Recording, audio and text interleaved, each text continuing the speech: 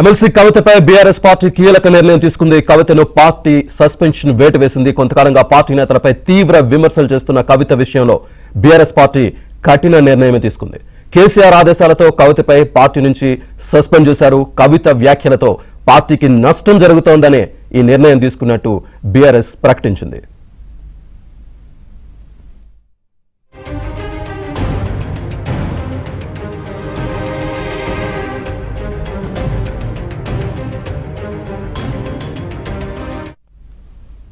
పూర్తి అప్డేట్స్ అందించడానికి మా కరెస్పాండెంట్ నర్సింగ్ లైవ్లో సిద్ధంగా ఉన్నారు. నర్సింగ్. ఎస్ శ్రీనివాస్, మీరు చెప్పినట్లుగా కవిత వ్యవహారము ఇప్పటిది కాదు. గతంలో ఆమె జైలుకు వెళ్ళి వచ్చిన తర్వాత నుంచే పెద్ద ఎత్తున ఆమె పార్టీ నుంచి భిన్నమైనటువంటి వాదనను వినిపించడము ప్రారంభించారు. అప్పుడు జరిగినటువంటి పరిణామాలన్నింటినీ కూడా ఆమె బయటపెట్టారు. ఏకంగా ఆమె జైల్లో ఉన్నప్పుడు ఏమి జరిగింది, తన వద్దకు ఏం ప్రతిపాదన వచ్చింది, దాన్ని తాను ఏ విధంగా వ్యతిరేకించాను అనేటువంటి విషయాలన్నింటినీ కూడా ఆమె బయటపెట్టారు. ఇవన్నీ కూడా వాస్తవానికి గతంలో ఎప్పటి నుంచో కాంగ్రెస్ పార్టీ ముఖ్య నేతలు చేస్తున్నటువంటి ఆరోపణలు ఏవైతే ఉన్నాయో వాటన్నింటినీ కూడా ఎండార్స్ చేసే విధంగా, అవన్నింటినీ వాస్తవమని తేల్చి చెప్పే విధంగా, అవన్నింటినీ సమర్థించే విధంగానే ఉన్నాయి ఆమె గతంలో మాట్లాడినటువంటి మాటలు. అందులో ప్రధానంగా బీఆర్ఎస్ బీజేపీ రెండు కూడా దోస్తుతో వెళ్తూ ఉన్నాయి. అంతేకాకుండా బీఆర్ఎస్ బీజేపీ వైపు అడుగులు వేస్తూ ఉంది, కలిసి పనిచేసేందుకు సిద్ధమవుతుంది, ఒకానొక సమయంలో బీఆర్ఎస్ బీజేపీలో విలీనమవుతుంది అనేటువంటి ప్రచారము విస్తృతంగా పొలిటికల్ సర్కిల్స్లో, రాజకీయ వర్గాల్లో జరిగింది. అది నిజమెంత అబద్ధమెంత అనేటువంటి ప్రచారం కూడా విస్తృతంగా జరిగింది. జనాలు ఎవరికి వాళ్ళు విశ్లేషణలు చేసుకున్నారు, ఎవరికి వారు వాదనలు వినిపించారు. రాజకీయ వర్గాల్లో అది ఎప్పుడు ఒక క్వశ్చన్ మార్కుగా ఉండింది. నిజంగా అట్లా జరిగిందా లేదా? పార్టీ వర్గాల్లో కూడా ఒక క్వశ్చన్ మార్కుగా ఉండింది. చాలామంది వాకప్ చేసేటువంటి ప్రయత్నం చేస్తారు. పొలిటికల్ సర్కిల్స్లో ఇలాంటి చర్చ జరిగినప్పుడు బీజేపీ బీఆర్ఎస్ కలిసిపోబోతున్నాయి, బీజేపీలో బీఆర్ఎస్ విలీనం కాబోతుంది, ఢిల్లీ స్థాయిలో చర్చలు జరిపారు అనేటువంటి అంశం పైన అనేక రకాలైనటువంటి అనుమానాలు, వాటిని నివృత్తి చేసుకోవడం కోసం పార్టీ శ్రేణులు తెలిసినటువంటి వారి దగ్గర పార్టీ పెద్దల వద్దన ఆరా తీసేటువంటి ప్రయత్నాలు కూడా చాలాసార్లు చేశారు. అయితే వాటన్నింటినీ ఎండార్స్ చేసే విధంగా జైలు నుంచి బయటకు వచ్చిన తర్వాత కవిత పలు విషయాల్ని మీడియా ముంగటే ఓపెన్గా మాట్లాడారు. తాను జైల్లో ఉన్నప్పుడు బీఆర్ఎస్ పార్టీని బీజేపీలో విలీనం చేయాలనేటువంటి ప్రతిపాదన ముందుకు తీసుకొచ్చారు. కానీ తాను అవసరమైతే మరికొన్ని రోజులు జైల్లో ఉండడానికైనా సిద్ధమే, కానీ బీజేపీలో బీఆర్ఎస్ను విలీనం చేయడానికి వీల్లేదు అనేటువంటి తాను వాదించినట్లుగా కవిత చెప్పారు. సో అది అప్పట్లో బీఆర్ఎస్కు తీవ్ర ఇబ్బందిని కలిగించింది. ఆ ప్రతిపాదన తన వద్దకు జైల్లో ఉన్నప్పుడు తీసుకొచ్చారు. తాను జైల్లో ఉండేందుకు సిద్ధంగానే ఉన్నాను, కానీ అలాంటి పని మాత్రం చేయకూడదని చెప్పి తేల్చి చెప్పినట్లుగా కవిత బయటికి చెప్పారు. అది కొంత బీఆర్ఎస్ పార్టీకి ఇబ్బందిని కలిగించినటువంటి అంశమే. సో అప్పటి నుంచి కూడా పదే ఆమె అనేక అంశాలని బయటికి చెప్పేటువంటి ప్రయత్నాన్ని చేశారు. దాంతో ఇక అప్పటి నుంచే ఆమెను బయటికి పంపిస్తారా, చర్యలు తీసుకుంటారా అనేటువంటి చర్చ కూడా మొదలైంది. ఇంకా ఆ తర్వాత కూడా అంటే గతంలో జరిగినటువంటి చర్చను కవిత మాట్లాడినటువంటి మాటల ద్వారా, కవిత చెప్పినటువంటి విషయాల ద్వారా ఎండార్స్ చేసినట్లయింది. అంటే నిజంగానే విలీనానికి సంబంధించినటువంటి చర్చలు జరిగాయి, అందుకు సంబంధించినటువంటి ప్రతిపాదనలు వెళ్ళాయనేటువంటిది నిజమే అనేటువంటి కోణంలో చర్చ కవిత మాట్లాడిన తర్వాత బయటకు వెళ్ళింది. ఎందుకంటే జైల్లో ఉన్నప్పుడు అలాంటి ప్రతిపాదనలు తెచ్చారని చెప్పి. ఆ తర్వాత బీజేపీకి సంబంధించినటువంటి నేత కూడా కేటీఆర్ చేసినటువంటి కమెంట్స్ పైన స్పందించి గతంలో తన వద్దకు వచ్చి ఏ విధమైనటువంటి ప్రతిపాదనలు చేశారో కూడా చెప్పారు. సో దాంతో ఆ రెండు పార్టీలను కలిసేందుకు ప్రయత్నాలు జరిగాయనేటువంటి చర్చ జరిగింది. అయితే ఇది ఒకంత బీఆర్ఎస్ పార్టీకి ఇబ్బందికరంగా మారింది. దీనివల్ల బయటికి బీఆర్ఎస్ ఇమేజ్ డ్యామేజ్ అయ్యే విధంగా వెళ్ళింది అనేటువంటి ఒక చర్చ జరిగింది. అప్పుడే ఆమె పైన చర్యలు తీసుకుంటారా అనేటువంటి ఒక చర్చ కూడా జరిగింది. చర్యలు తీసుకోవాలి అనేటువంటి వాదనలు కూడా వినిపించాయి. పార్టీ అంతర్గత వేదికలపైన కూడా చర్చలు జరిగాయి. పార్టీ ఇన్నర్ సర్కిల్స్లో కూడా ఆ విధమైనటువంటి చర్చ జరిగింది. కానీ అప్పుడు వదిలేశారు. ఆ తర్వాత కూడా అనేక పలు సందర్భాల్లో కవిత పార్టీ లైన్ దాటి మాట్లాడారు అనేటువంటి చర్చ జరిగింది. అటు బీజేపీ విషయానికి సంబంధించినటువంటి వాస్తవాల్ని బయట పెట్టారు.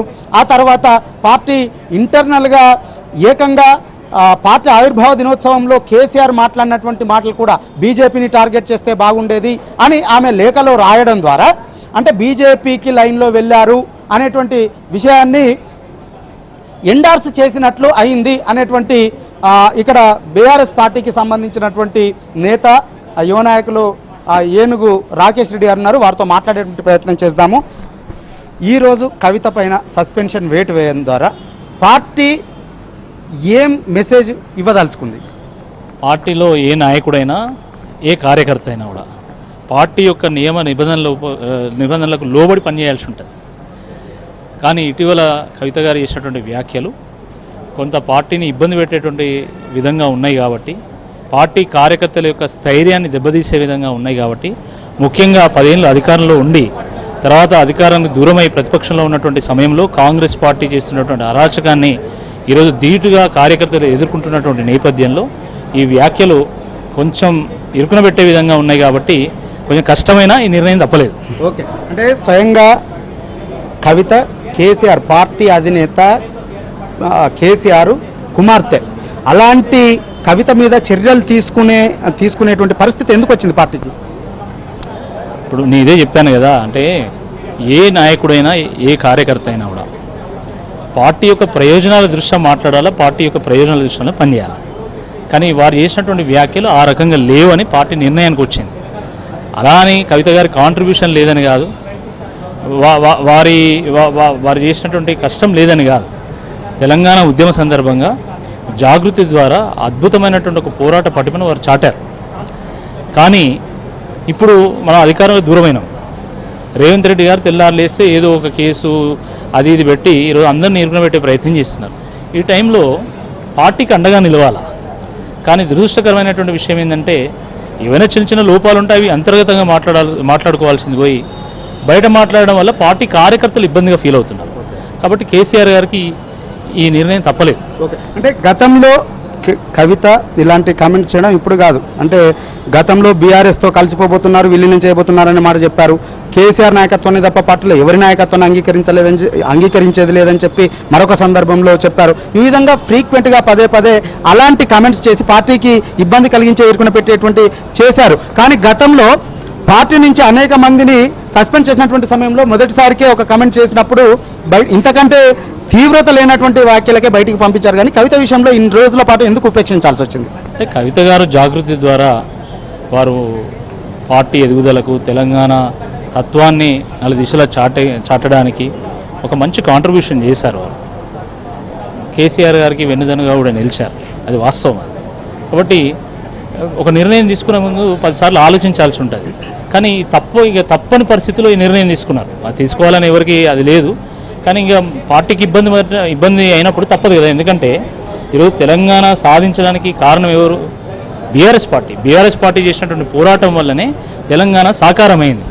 మరి అటువంటి పార్టీని కాపాడుకోవాల్సినటువంటి బాధ్యత ఈరోజు బీఆర్ఎస్ పార్టీ కార్యకర్తల మీద, నాయకుల మీద ఉంటుంది. కాబట్టి పార్టీని కాపాడుకునే దాంట్లో భాగంగానే ఈ నిర్ణయం తీసుకోవడం జరిగింది. పార్టీ నుంచి కవితను సస్పెండ్ చేసిన తర్వాత అధికార కాంగ్రెస్ పార్టీ నుంచి ఒక వాదన వినిపిస్తుంది.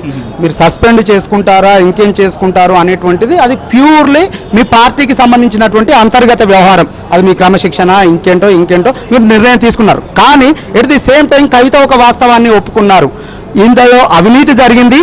ఆ అవినీతి అనేటువంటిది కేసీఆర్ కాకుండా హరీష్ రావు చేశారు, సంతోష్ రావు చేశారు అనేటువంటి మాటని చెప్పారు. దీన్ని ఎట్లా సమర్థించుకుంటారు బీఆర్ఎస్ పార్టీ వాళ్ళు, బీఆర్ఎస్ నాయకులు అనేటువంటి వాదనను కాంగ్రెస్ పార్టీ తెర మీదకి తీసుకొస్తుంది? కాంగ్రెస్ పార్టీ అంటేనే కరప్షను, ఏ నుంచి జెడ్ వరకు అక్షరానికి ఒక స్కామ్ చేసినటువంటి చరిత్ర కాంగ్రెస్ పార్టీది. ఇక వాళ్ళు మాకు శుద్ధపూసలాగా మాకు నీతులు చెప్తే వినడానికి ఎవరు సిద్ధంగా లేరు. కాంగ్రెస్ పార్టీ ఏందండి వాళ్ళు చేసేది? నాకు అర్థం కాదు. కాంగ్రెస్ పార్టీ ఏం చేస్తున్నది? కాళేశ్వరం అంటే అదేదో ఒక మేడిగడ్డ అయినట్టు, 2 పిల్లర్లు అయినట్టు చూపెట్టి 2 పిల్లర్లు ఊగితే తెలంగాణకే మెయిన్ పిల్లర్ అయినటువంటి కేసీఆర్ గారిని కుంగదీసి తెలంగాణ తత్వాన్ని కూలగొట్టాలనేటువంటి దురాలోచన కాంగ్రెస్ పార్టీ చేస్తున్నది. దాన్ని ధీటుగా ఎదుర్కోవడానికి అన్ని రకాల శక్తులు బీఆర్ఎస్ పార్టీకి ఉన్నాయి. తప్పకుండా అది సందర్భం వచ్చినప్పుడు ఆ శక్తిని ప్రదర్శిస్తారు. కానీ కవిత దాన్ని ఎండార్స్ చేశారు అవినీతి అనేటువంటి మాట చెప్తా ఉన్నారు. దీన్ని ఎట్లా? అవి కోర్టులు తెలుస్తాయండి. కవిత గారు కాంగ్రెస్ పార్టీ నాయకులు కాదు తేల్చాల్సింది, కోర్టులు తెలుస్తాయి. అంతిమంగా ధర్మమే నిలుస్తుంది. సత్యమేవే జయితే, తప్పకుండా సత్యం నిలబడుతుంది. నిలబడ్డప్పుడు అది నిటారుగా నిలుస్తుంది కూడా. ఓకే, సో వీరైతే బీఆర్ఎస్ పార్టీ వర్గాల్లోనైతే ఒకే వాదన వినిపిస్తూ ఉంది. అనివార్య పరిస్థితుల్లో, తప్పని పరిస్థితుల్లోనే కవితను పార్టీ నుంచి సస్పెండ్ చేయాల్సి వచ్చింది. అయితే కొంత మిక్స్డ్గా, ఏకపక్షంగా మాట్లాడకుండా వాళ్ళు కొంత సౌమ్యంగా మాట్లాడేటువంటి ప్రయత్నాలను అయితే చేస్తూ ఉన్నారు, బ్యాలెన్స్గా మాట్లాడేటువంటి ప్రయత్నాలను అయితే చేస్తూ ఉన్నారు. ఎందుకంటే స్వయంగా ఆమె పార్టీ అధినేత, పార్టీ నుంచి పంపించినప్పటికీ స్వయంగా పార్టీ అధినేత కేసీఆర్ కూతురు కాబట్టే, ఇంకా ఇతర కారణాలు ఏవైనా కావచ్చు, కానీ కొంత బ్యాలెన్స్గా మాట్లాడేటువంటి ప్రయత్నాలను అయితే చేస్తూ ఉన్నారు. ఎందుకంటే ఆమె చేసినటువంటి ఉద్యమంలో ఆమె